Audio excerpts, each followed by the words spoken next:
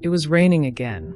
Maya sat by the window, her fingers tracing invisible patterns on the cold glass, lost in a silence so loud it filled the room.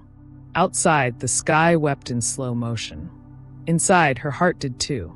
Today was supposed to be special. Their anniversary. 7 years of marriage. 7 years of memories, mistakes, and moments that stitched 2 lives into one. But this year, there were no texts. No flowers. No sign that Arav even remembered. She clutched a tiny velvet box in her hand, the same one that once held her engagement ring. Inside now was a note. Not a gift. Just a reminder of how much things had changed. It wasn't always like this. There was a time when Arav would dance with her barefoot in the kitchen, even when there was no music.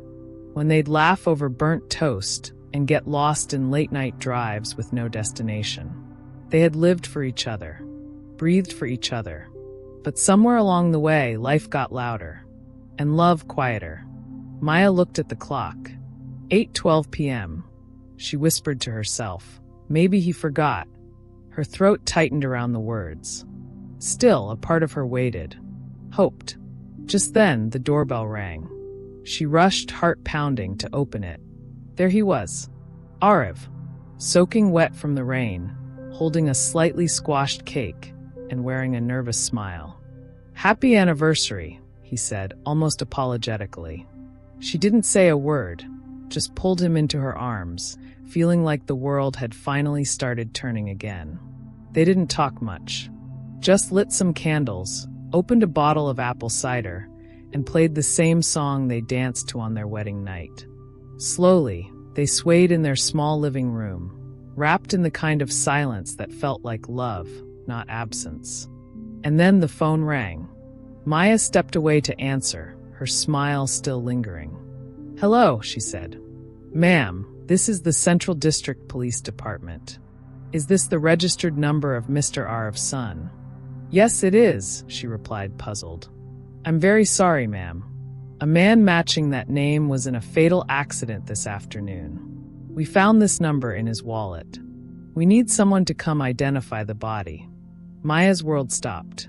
No, that's impossible, she said, her voice trembling. He's here. He's in the other room. The officer on the other end was silent for a beat. The accident occurred around 3:30 p.m. I'm afraid this isn't a mistake. She dropped the phone. Her body felt like it no longer belonged to her. She turned, heart racing, and rushed to the living room. Empty. The cake sat untouched. The music still played. But Arav was gone. Tears spilled from her eyes as she collapsed onto the floor. No, she whispered. That was him. He came back, just to say goodbye. Memories came flooding in, their fights, the quiet days, the words left unsaid. Regret wrapped itself around her like a cold shroud. I didn't know we were out of time. Then a sound. The bathroom door creaked open. Arav stepped out, towel around his neck, rubbing his hair dry.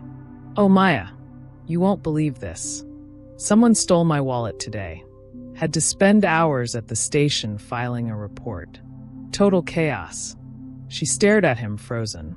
Was she losing her mind? You're here, she gasped. He looked at her, confused. Of course I'm here. What happened? She ran into his arms, holding him as if letting go would break the world in half.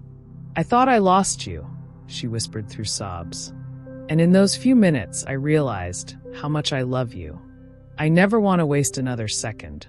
He pulled her close, the weight of her tears soaking into his shoulder. Life doesn't always give warnings.